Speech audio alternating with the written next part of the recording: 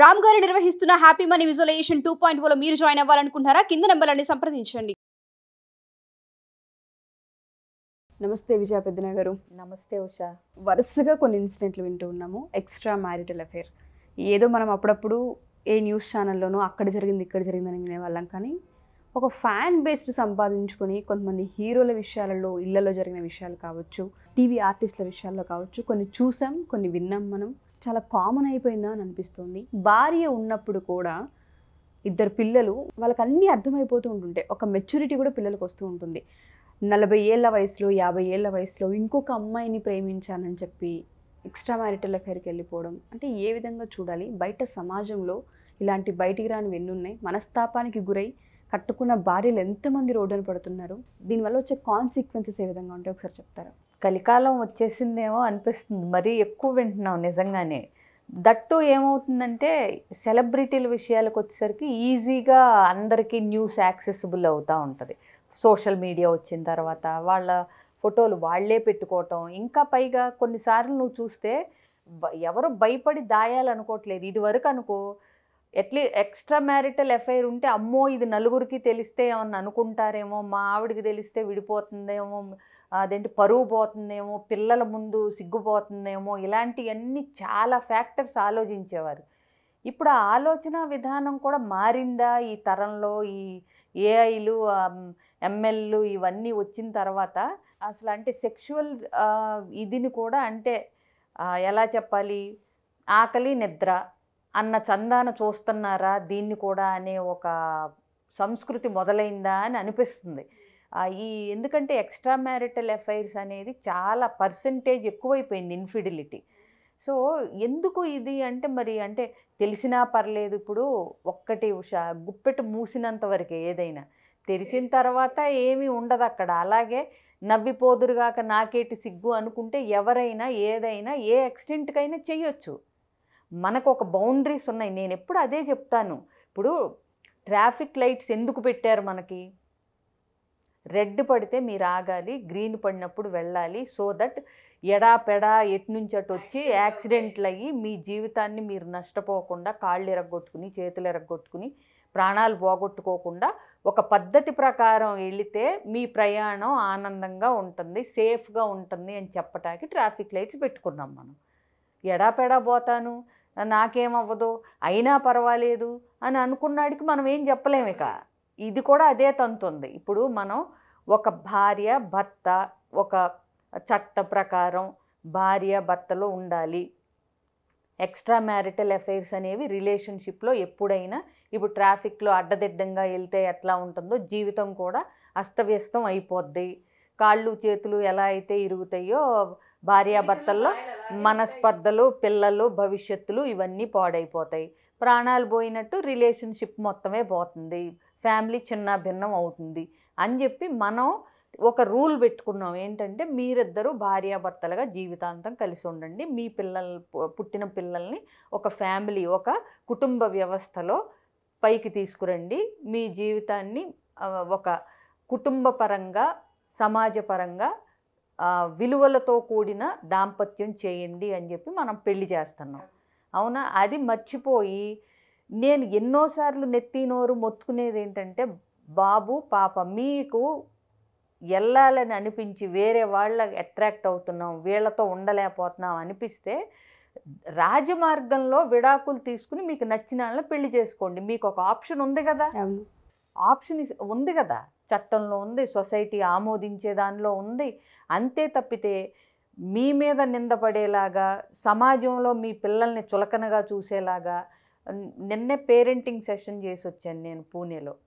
ఈ వింటున్నప్పుడు ఏంటంటే రకరకాల వార్తలు చూస్తున్నప్పుడు ఒక దగ్గర నేను విన్న సంఘటన ఏంటంటే, తల్లి భర్త చనిపోయిన తర్వాత ఎప్పుడో అంటే ఇది అంటే మా ఏజ్ వాళ్ళది, కొన్నాళ్ళకి ఒక పెద్ద పిల్లలు ఉన్న తర్వాత పెళ్లి చేసుకుంటేనే ఆ పిల్లలని బుల్లింగ్ చేయటం వల్ల, అరే మీ అమ్మ మళ్ళీ పెళ్లి చేసుకుందంట కదా, అది కదా ఇది కదా అంటే ఆ అబ్బాయి డిప్రెషన్లోకి వెళ్ళి బయటకు వచ్చాడు. ఈ అమ్మాయి ఇంకా కొంచెం పెద్దది. ఆ అమ్మాయి శుభ్రంగా చదువుకుని తెలివైన పిల్ల, ఆ పిల్ల మెంటల్ హెల్త్ ఇష్యూస్ వచ్చి హిస్టీరిక్గా అరవటాలు ఇవన్నీ, ఏది కేవలం వాళ్ళ అమ్మ రెండో పెళ్ళి చేసుకుంది, వాళ్ళ నాన్న కూడా లేరు, చేసుకుందని తెలవటం వల్ల ఈ పిల్లలు ఏడిపించడం వల్ల, అంటే ఈ అమ్మాయి బాగా చదువుతుందని జలస్ ఉన్నాళ్ళంతా మీ అమ్మ ఇలా అంట కదా, మీ అమ్మకి ఈ వయసులో పెళ్ళి అవసరమా, మీరెంతంత అయినాక నీ పెళ్ళి కంటే మీ అమ్మకి పెళ్ళి ముఖ్యమా, ఇలాంటివి అనటం వల్ల ఆడపిల్ల జీవితమే పోయింది. మొత్తం ఆ అమ్మాయి అంటే సూసైడ్ చేసేసుకుంది. ఆ డిప్రెషన్లో ఆ మెంటల్ హెల్త్ ఇష్యూస్ వచ్చి, ఈ పిల్లాడిని కొంచెం మగపిల్లాడు కాబట్టి కొంచెం ధైర్యంగా, అప్పటికి ఇంకా చిన్నాడు కాబట్టి కొంచెం అందరూ చెప్పి హయ్యర్ స్టడీస్కి యూఎస్ పంపించేసి ఆ పిన్నిలు వాళ్ళు మొత్తానికి ఆ అబ్బాయి పెళ్లి చేసుకుని ఆ అబ్బాయి బాగానే ఉన్నాడు. ఏది ఇంకా నేను అనేది చట్ట ప్రకారం ఆ భర్త లేనప్పుడు చేసుకుంటేనే బుల్లింగ్ పీర్ ప్రెషర్ ఇంత ఉందని చెప్పటానికి చెప్తున్నా. ఇవన్నీ వెస్టర్న్ కల్చర్ని ఎవరినో చూసి పులిని చూసి నక్కవాత పెట్టుకున్నట్టు చేస్తారు. అక్కడ కల్చర్లో వాళ్ళకి ఇవన్నీ కామన్. ప్లస్ ఇంకొకటి వాళ్ళది అచీవ్మెంట్ బేస్డ్ అంటే రిలేషన్షిప్స్ ఉంటాయి. అంటే వాళ్ళకి రిలేషన్షిప్ కన్నా ఎవరి అచీవ్మెంట్ వాళ్ళకి ముఖ్యం, ఆడవాళ్ళకేంటి మగవాళ్ళకేంటి ఎక్కువ మటుకు. మనది family based system, relationship based system. మనుషులు కావాలి మనకి. జాయింట్ ఫ్యామిలీ లేకపోయినాయి, ఉన్న ఇద్దరు భార్యాభర్తలైనా తిన్నగా ఉండొచ్చు కదా. ఎలాగో ఇప్పుడు అత్తగారు మామగారులతో కలిసి ఉండే పరిస్థితులు కనిపించట్లేదు. ఉన్న ఇద్దరన్నా సవ్యంగా ఉండి పిల్లల్ని పెంచుకుంటే చాలు కదా. అది కూడా చేతగానట్టుగా వర్క్ ప్లేస్లో రిలేషన్షిప్, ఎక్స్ట్రా మ్యారిటల్స్, ఎక్కడ ఏ ఫీల్డ్లో ఉంటే ఆ ఫీల్డ్లో ఇంకో పార్ట్నర్ కావాలి. ఎందుకలా? ఓకే, మీకు సెట్ అవ్వలేదు, నచ్చలేదు, భార్య కంటే భర్త కంటే అవతల వ్యక్తికి మీకు అంటే నచ్చారు, మీకు వేవ్ లెంత్లు అన్నీ కలిసినాయి, ఓకే ఏదో ఒకటి అయింది అనుకుందాం. రాయల్గా విడిపోండి, లీగల్గా విడిపోండి, మళ్ళీ పెళ్లి చేసుకోండి, కలిసి ఉండండి. అప్పుడు మిమ్మల్ని ఎవరు తప్పుపట్టరు కదా.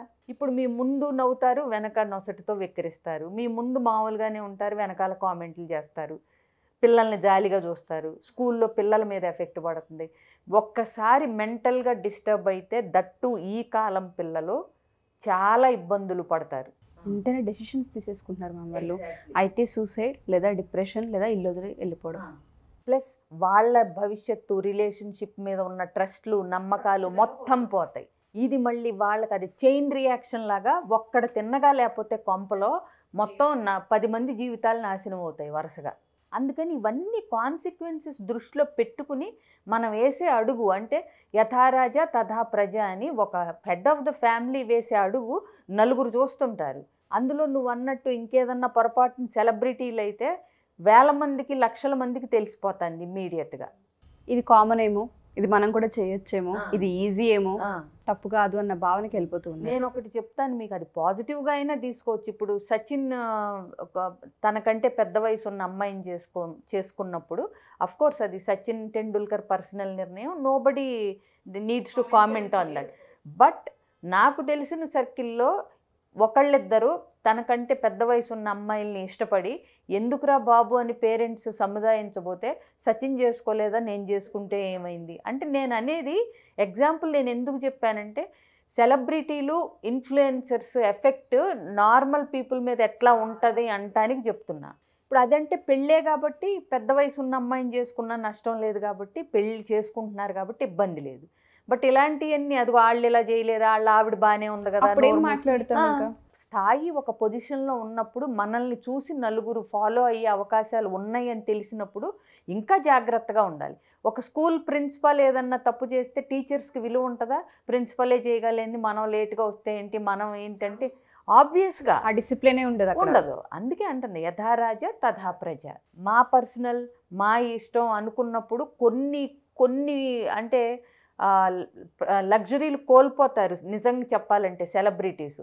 వాళ్ళని 10 మంది అబ్జర్వ్ చేస్తూ ఉంటారు, వాళ్ళని ఫాలో అవటానికి చూస్తూ ఉంటారు, వాళ్ళు వేసే హెయిర్ స్టైల్స్ వేస్తామంటారు, వాళ్ళు వేసుకునే బ్రాండ్ షూ వాడుతూ ఉంటారు. అందుకే వీళ్ళందరికీ అడ్వర్టైజ్మెంట్లు ఇచ్చేది, యాడ్స్ చేపించేది ఎందుకు? వాళ్ళు వాడుతున్నామంటే వీళ్ళు వాడతారనే కదా. పాటించే వాళ్ళకు ఉండాలి ఎవరి కాళ్ళకి, కాదనలేం. సో అందుకనే ఇవాళ రేపు సెలబ్రిటీలని, సినిమా హీరోల్ని ఎవరిని రోల్ మోడల్గా తీసుకోవాల్సిన అవసరం లేదు. తీసుకుంటే పాజిటివ్ వాటిల్లో తీసుకోండి, మంచిదే. నెగిటివ్ వాటిని మీకు ఉండాలి కదా కామన్ సెన్స్, ఏది మంచి ఏది చెడు అని, అవునా? సో ఏదైనా విడిపోదలుచుకుంటే నచ్చకపోతే రిలేషన్షిప్లో ఉండాలనిపించి అవ్వ కావాలి బువ్వ కావాలి, మీకు అర్థమైందా? చెప్పుకోవడానికి సమాజంలో భార్య కనిపించాలి, పిల్లలు ఉండాలి, మళ్ళీ ఎంజాయ్ చేయటానికి వీటికి గర్ల్ ఫ్రెండ్ ఉండాలి. సో ఇట్లా ఉన్నప్పుడు నువ్వు బాగానే ఉంటావు, నీ మీద ఆధారపడ్డాళ్ళు, నువ్వు కన్నవాళ్ళు అంత ఇదిగా ఉన్నప్పుడు అసలు పిల్లల్ని కనాల్సిన పని లేదు అసలు. మీకు కంట్రోల్ లేదు, సెల్ఫ్ కంట్రోల్ లేదు అనుకుంటే పిల్లల్ని కని వాళ్ళ జీవితాలు అయితే నాశనం చేయకండి. మీరు చెప్పిన పాయింట్ అడుగుతున్నాను నేను.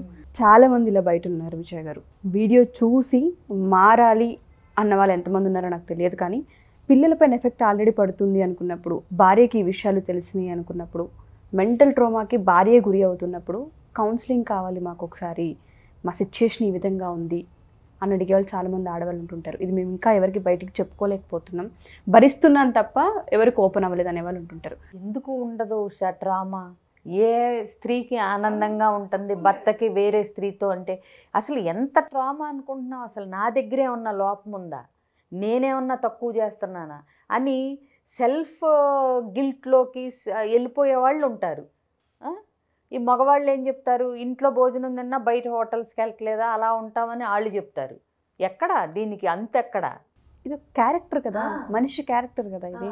సో ఆ అమ్మాయి అంటే ఆత్మన్యూన్యతలోకి వెళ్ళిపోయి, అంటే నేనేదో తక్కువ చేస్తున్నాను కాబట్టి బయట చూపులు చూస్తున్నాడా, నేను చాలా మందిని వేధించే ఫస్ట్ క్వశ్చన్ ఇది. నాలో లేనిది ఆ అమ్మాయి దగ్గర ఏముందని నువ్వు వెళ్తున్నావు, ఇది వాళ్ళు అడిగే క్వశ్చన్. వాళ్ళ కోసమనే అడుగుతున్నాను. ఒకసారి కౌన్సిలింగ్ కావాలి అనుకున్న అట్లీస్ట్ పిల్లల్ని దృష్టిలో పెట్టుకున్న లైఫ్ని ముందుకు తీసుకెళ్లాల్సిన అవసరం. ఎవ్వరు లేకపోయినా జీవితం ఆగిపోదనేది అయితే అందరూ గుర్తుపెట్టుకోవాలి. ఎవరి జీవితం వాళ్ళదే. ఆ పరిస్థితి వచ్చిన రోజున ఎవరికి వాళ్ళు నిలబడగలగాలి. కౌన్సిలింగ్ తీసుకునే అవకాశం ఉంటుంది. తప్పకుండా స్క్రీన్ మీద కనిపిస్తున్న నెంబర్ కనుక కాంటాక్ట్ చేస్తే మా టీం అన్ని డీటెయిల్స్ ఇస్తుంది, వాళ్ళు తప్పకుండా కాంటాక్ట్ చేయొచ్చు. Thank you ma'am, thank you so much. Suman టీవీలో మీ పర్సనల్ అండ్ బిజినెస్ ప్రమోషన్స్ కోసం కింది నెంబర్కి కాంటాక్ట్ చేయండి.